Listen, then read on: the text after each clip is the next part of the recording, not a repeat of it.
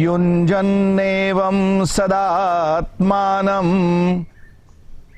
योगी विगतकल्मषः सुखेन ब्रह्म संस्पर्शम् अत्यंतं सुखमश्नुते। वह पाप रहित योगी इस प्रकार निरंतर आत्मा को परमात्मा में लगाता हुआ सुखपूर्वक परब्रह्म परमात्मा की प्राप्ति रूप अनंत आनंद को अनुभव करता है।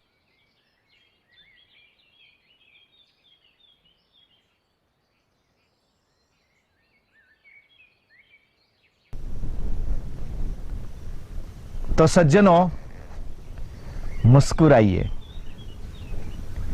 आप सभी को मेरा प्रणाम। जय सिया राम। कन्या गुरुकुल के लाभार्थ मानवता मिशन द्वारा आयोजित इस आत्म संयम चिंतन सत्र में आपका स्वागत है।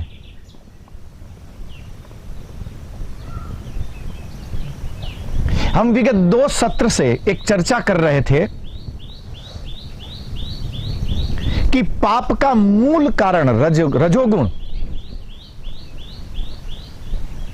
जिसका रजोगुण शांत हुआ है, ये रजोगुण का शांत होना ही पाप से रहित होना है।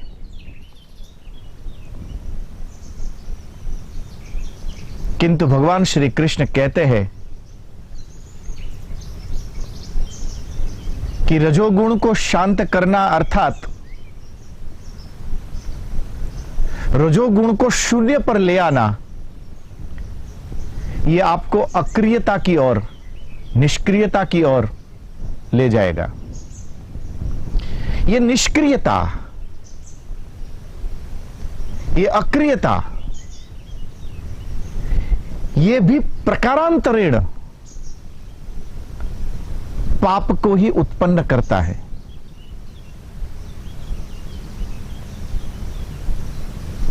दुनिया की किसी भी कोर्ट में चले जाओ,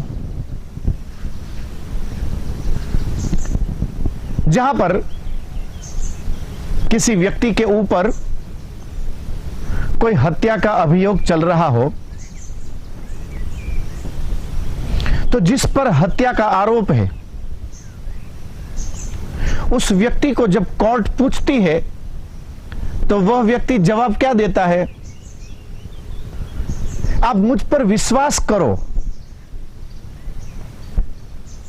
यह हत्या मैंने नहीं की है। आप किसी भी शराबी से मिलिए, जब वो नशे में होता है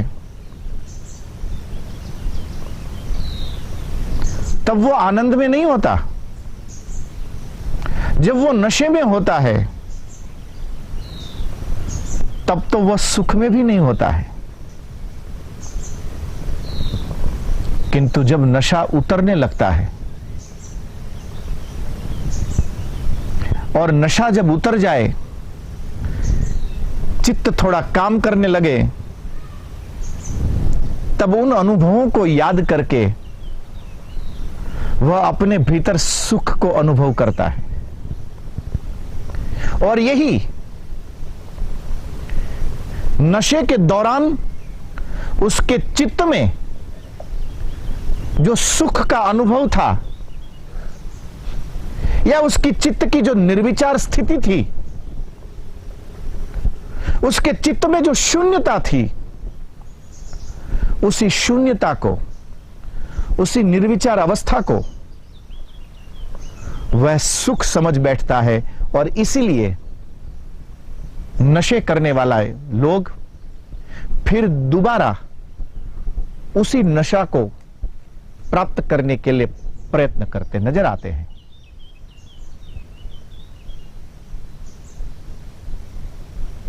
जिस पर भी हत्या का अभियोग है, जब कोर्ट पूछता है तो क्यों वो सब लोग एक ही जवाब देते हैं कि ये मैंने नहीं किया है, अथवा तो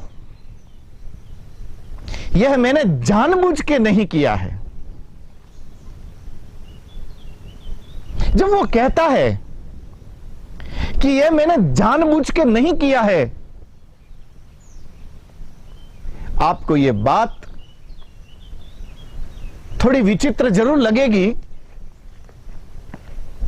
किंतु सच्चाई यह है कि जब वह बोलता है ना कि यह मैंने जानबूझ के नहीं किया, वो सच बोलता है।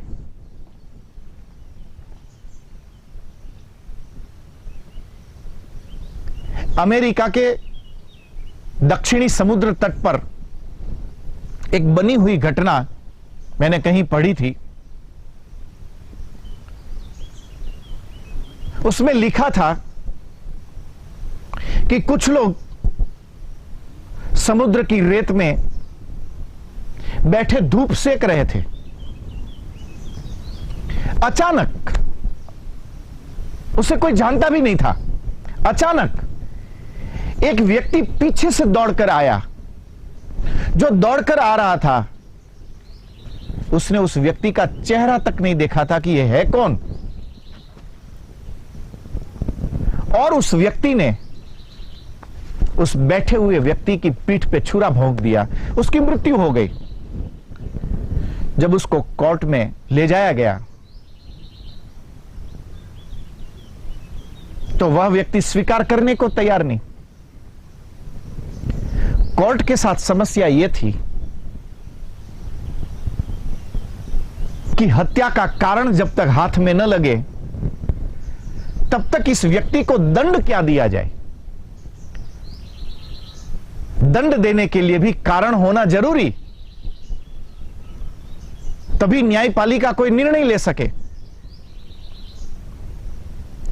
और जब कारण पूछे, कोई कारण नहीं। बोले आप इस व्यक्ति को पहले से जानते थे? बोले नहीं। आप कभी मिले थे? बोले नहीं। आपने कभी इसको देखा था? बोले नहीं। न उस व्यक्ति को वो जानता है, न उस व्यक्ति से कभी मिला है, न उस व्यक्ति को कभी देखा। फिर भी उस व्यक्ति ने उसकी पीठ पे छुरा भोंक दिया। पूछा, बोले तुमने ऐसा क्यों किया? ये कौन सा कारण? बोले बस मन हो गया, मैं अपने आप को रोक न सका और हाथ में मैंने छुरा उठा लिया। आप मेरे पर विश्वास करो, यह बात मैंने जानबूझ के नहीं करी है। जब रजोगुण हावी होने लगता है तब व्यक्ति कारण की उपेक्षा करता है, चाहते हुए भी वह प्रवृत्ति को रोक नहीं सकता है।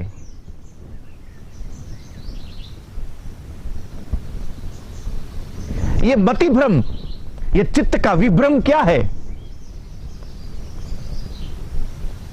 कि जब शरीर से उसका अपना जो कंट्रोल है वो छूट जाए, सारी इंद्रियां, शरीर के सारे अंग स्वेच्छाचार करने लग जाए। यह स्वेच्छाचार ही मति विभ्रम है।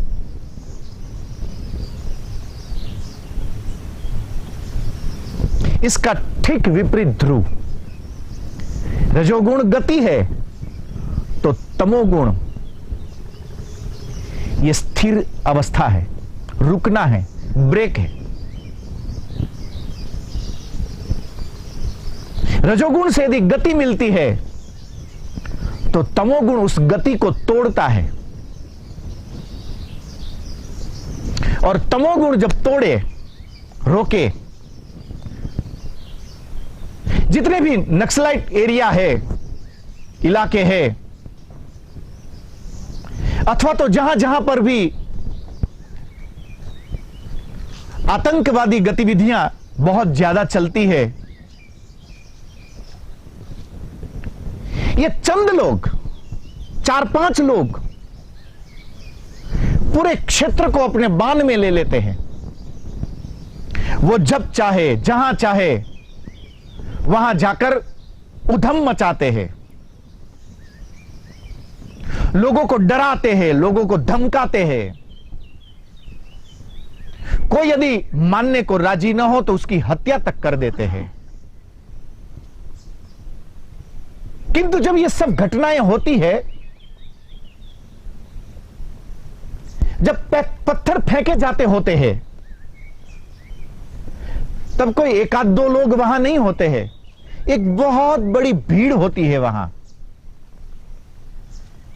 किंतु ये पूरी भीड़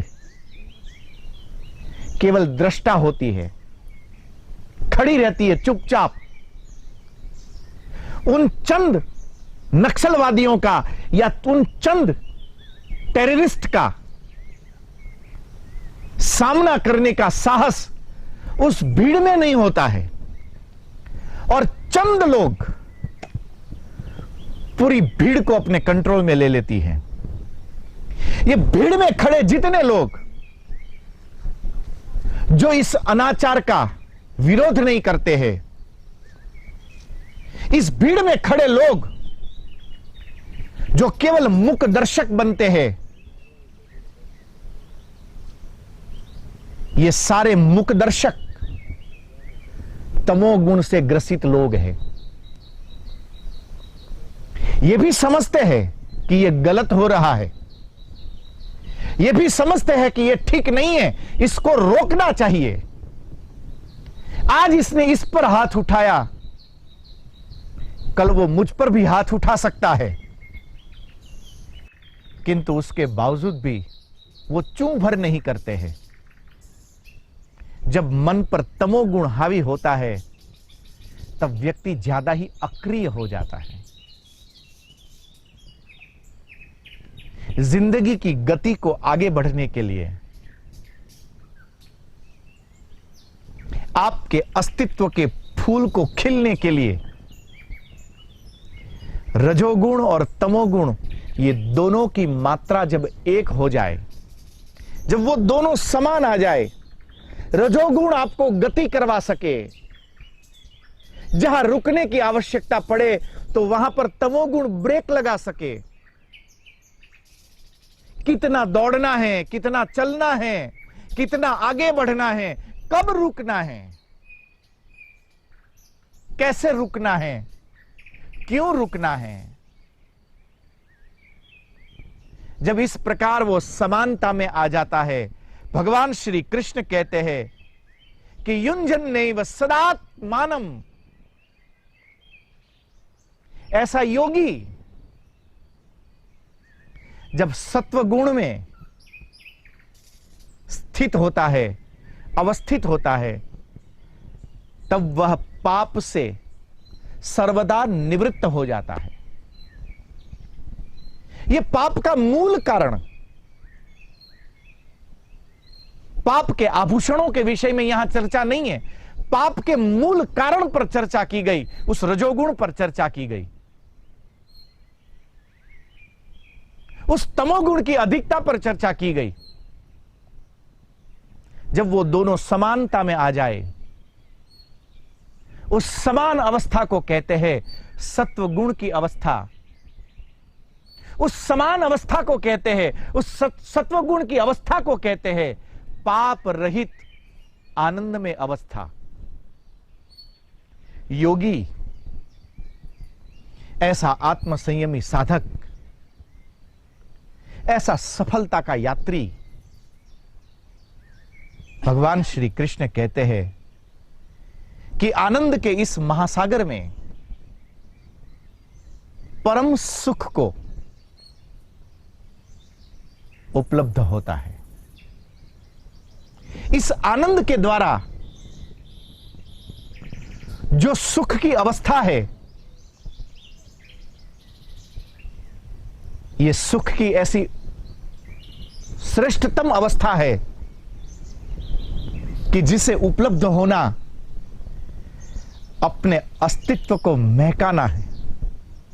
ऐसे लोगों का चरित्र, ऐसे लोगों के विचार, ऐसे लोगों की प्रतिक्रिया, ऐसे लोगों की हर क्रिया अपने आप में एक पुष्प की तरह सुगंधित, प्रफुल्लित प्रमुदित, अस्तित्व के साथ नाचती कूदती एक ऐसी अवस्था बन जाती है, और उसी अवस्था के जो पल है, उस अवस्था का जो अनुभव है, उस अवस्था के साथ जुड़ने की जो विधा है, उस विधा का नाम है योग। भगवान श्री कृष्ण कहते हैं कि सुखेन ब्रह्म संस्पर्श, इस परम सुख की अवस्था में जिसने व्यापक का स्पर्श पा लिया, ऐसी परम सुख की अवस्था में जिसने एक बार परमात्मा को छू लिया, स्पर्श कर लिया, पा लिया, ये उसका स्पर्श, ये उसके भीतर उतरकर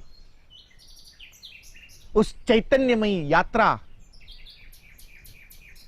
ये यात्रा, यह योग की यात्रा जिस मार्ग से निकलती है, वह मार्ग है आनंद का राजमार्ग। उस मार्ग को कहते हैं योग का मार्ग। सुखेन ब्रह्म संस्पर्श,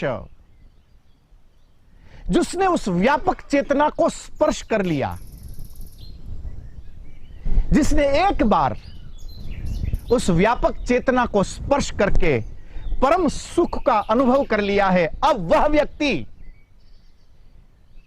कभी भी उन छोटे मोटे शुद्ध सुखों के लिए गति करता हुआ नजर नहीं आएगा।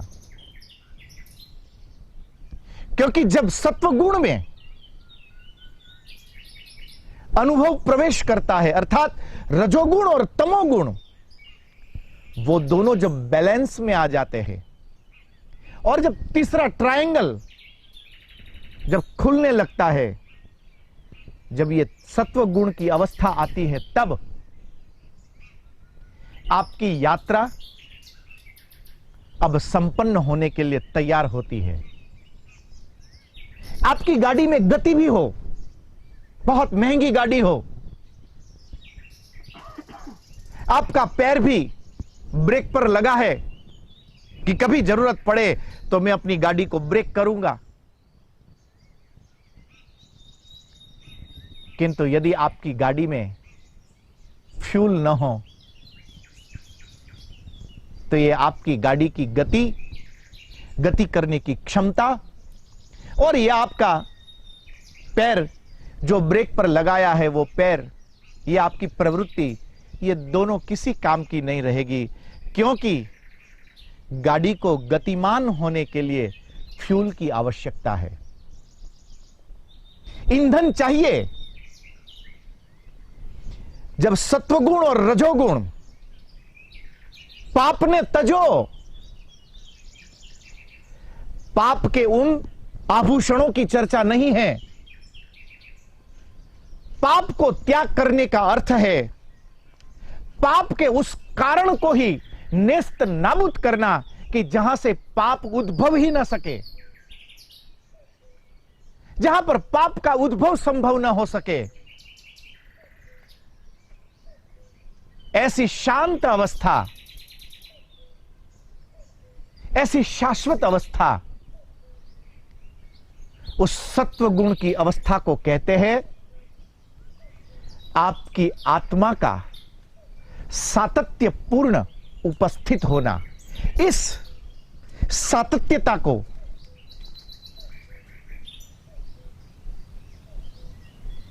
इस चैतन्यमयता को, इस समय उपलब्ध आपकी सार्वभौमत्व को, इस समय उपलब्ध आपकी सकारात्मकता को, ये जो सकारात्मकता है, ये जो सार्वभौमत्व है,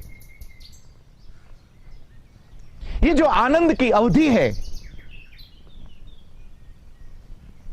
ये आनंद की अवधि का प्रचालक सत्वगुण आपकी अंतरात्मा की मौजूदगी का उद्घोषक है। ये भीतर आत्मा,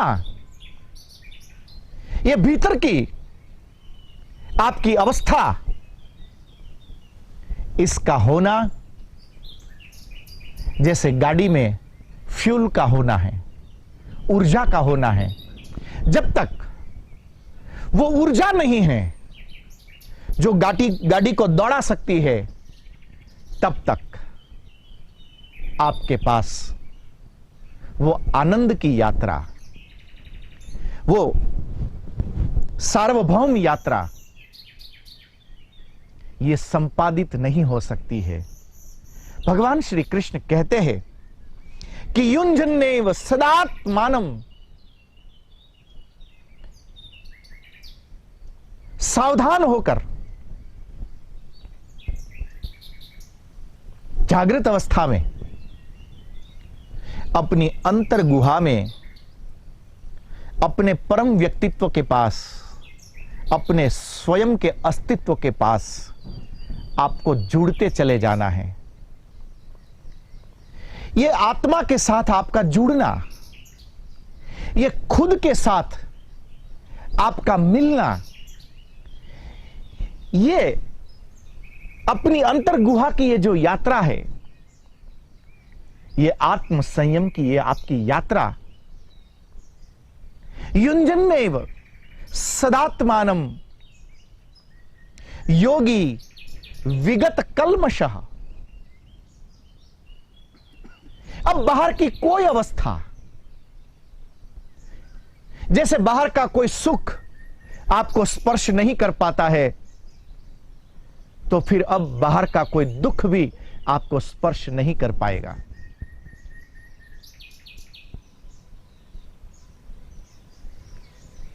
सुदामा की ये केवल एक पोतड़ी, कंधे पर एक छोटा सा गमछा, अथवा महात्मा गांधी की एक घुटने तक की मोटे कपड़े की एक छोटी सी पोतड़ी और नंगा बदन, अथवा नेल्सन मंडेला के उस कारावास के दिन जब चर्चा होती है, अथवा तो पत्नी के द्वारा भेजा गया पाव भर घी लाने के लिए गया वो नरसिंह मेहता, और वहां के व्यापारियों के द्वारा उसको पाव भर घी भी न मिलना,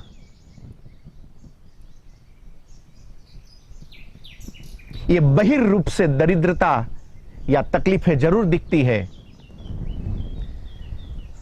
और फिर लोग अपने से कोई गलती हो जाती है,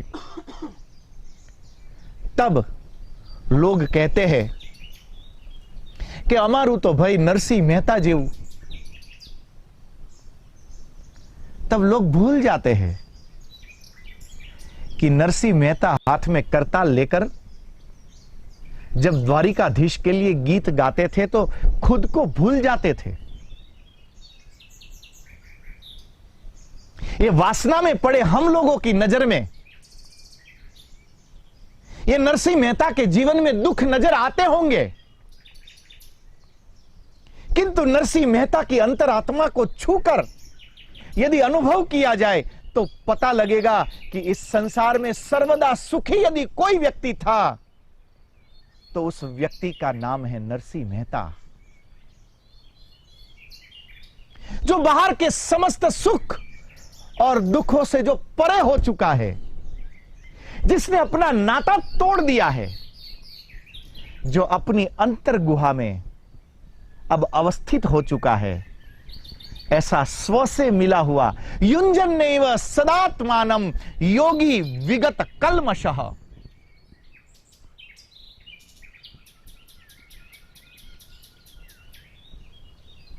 जो श्राद्ध की खीर खाने के लिए रोज लालायित रहता हो,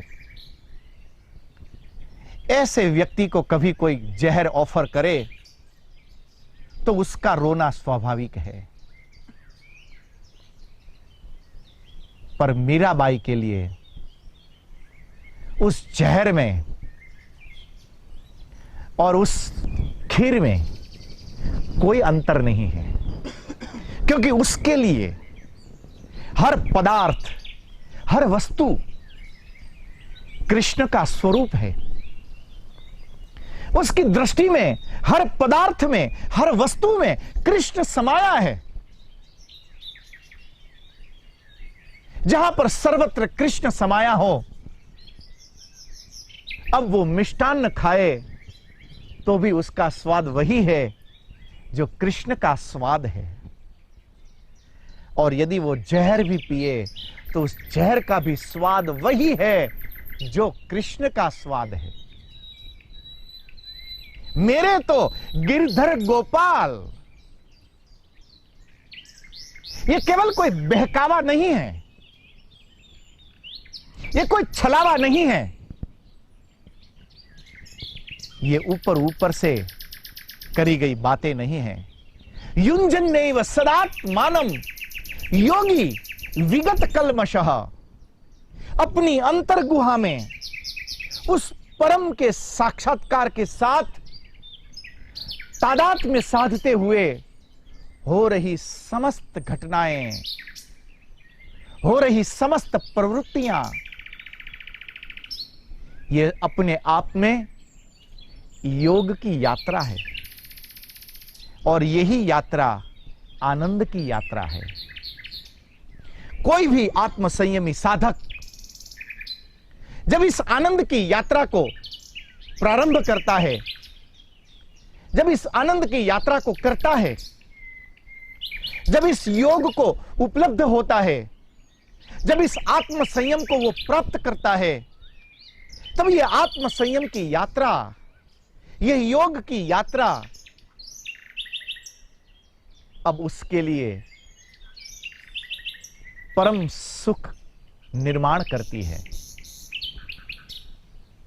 एक व्यापकता, एक सार्वभौमता निर्मित होती है, जहां पर आपके भीतर, आपकी अंतर्गुहा में जो परमात्मा मुस्कुरा रहे हैं, उस परमात्मा की आनंद अवस्था, उस परमात्मा की समग्रता, उस परमात्मा की व्यापकता के अलावा अब और कुछ भी शेष न बचेगा। जहां तक दृष्टि जाए, उस दृष्टि में जब तक उस अनंत की करुणा मौजूद न हो, उस दृष्टि में जब तक उस अनंत की सातत्यपूर्ण उपस्थिति न हो,